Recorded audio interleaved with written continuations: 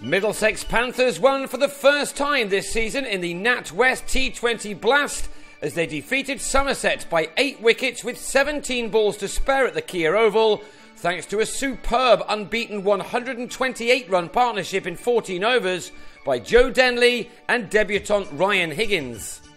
James Hildreth won the toss and decided to bat on what appeared to be a slow pitch that may take some turn later. Only 3 runs came off the first couple of overs, but then the country's leading run scorer in this season's competition, Craig Keyswetter, went after James Harris, striking him for 3 fours in the over to give Somerset the start they were looking for on a gorgeous evening in South London. 16 runs came off over number 3 and a further 16 came off the next one, with Chris Jones still in the side in place of the injured Marcus Trescothick, producing some stunning shots as Somerset looked to make it a hat-trick of wins under the leadership of Hildreth. These two were quickly putting bat to ball with very good effect. By the end of the 6 overs of power play, the score read 49 without loss, with both batsmen into the 20s. They'd laid an ideal platform for the rest to have a real go against a side lacking in confidence in this tournament after losing their opening 6 matches. The Panthers had to wait until the 9th over for their first success, which came with a score on 62, Jones on 28, edging a sweep off Ravi Patel to Neil Dexter at deep mid-wicket. At the halfway stage, Somerset had made 70 for 1, Patel proving the importance of spin on this surface by slowing the run rate down along with Dexter. Patel and Dexter combined again to remove Peter Trigo for 3. Owen Morgan then turned to Ollie Rayner to try to keep up the pressure, but newman Alvaro Peterson immediately found a way to negate his threat. Keyswetter reached his 5th half-century of the T20 season in just 7 innings, of 43 balls with 5 fours included. He celebrated by hitting the first 6 of the night off Patel, bringing up the 100 in the 15th over.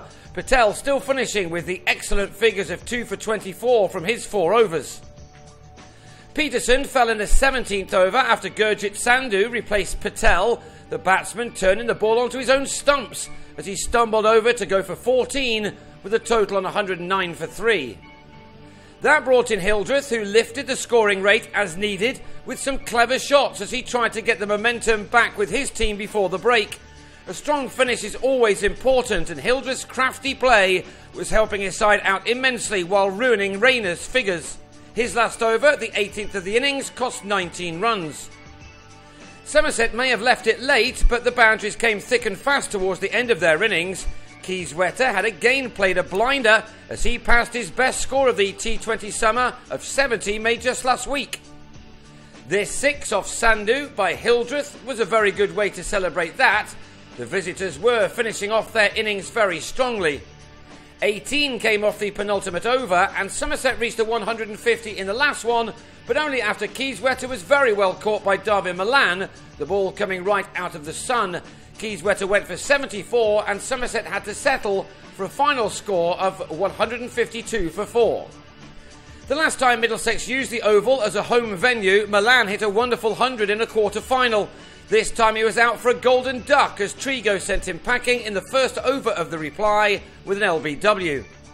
Denley then went after Trigo, producing the shot of the night with a powerful straight hit, which carried the distance and a bit more. It was followed up just a couple of balls later by an equally exceptional shot from Morgan, one that carried into the old pavilion at the Oval. Middlesex were clearly up for the fight. 19 came off that Trigo over, but Somerset reacted by having Morgan caught in the deep off Dirk Nanners at the start of the next over, the 4th. Craig Overton judged the catch well at deep backward square. Morgan could hardly take it in. The Panthers gave a debut to 19-year-old Higgins, who's been scoring plenty in the second team. He came in with a score on 27 for 2, and what a start he made as he launched into a delivery from Craig Overton, the ball travelling over the long-on boundary. He followed that up with another maximum in the same over to take the total onto 50 for 2 at the end of the power play. It was a very impressive start from the fearless youngster. Denley was also playing a key innings. He looked in prime form as he and his young partner put the Panthers on top by taking the score to 73 at the halfway stage. 80 more now needed off the final 10. Denley pulled Overton into the stand to get to his half-century off 37 balls.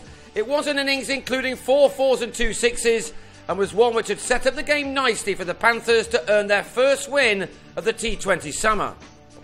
The 100 arrived in the 13th over, and with both Denley and Higgins batting confidently, the Panthers were favourites, especially when Denley, looking really good now, hit his third maximum to start off over 14, the target now less than 50.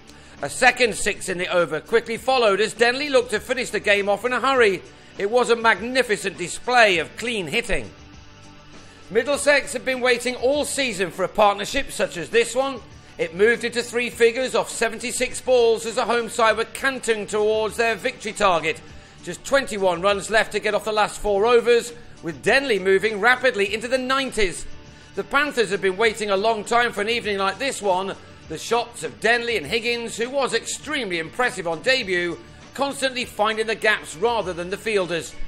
It appeared that this had been a good toss to lose for Morgan. A booming full toss from Thomas was edged to the boundary by Denley to win the match. He ended on 98 from only 60 balls, an innings including 10 fours and 4 sixes. It was a brilliant effort from the former England T20 opener.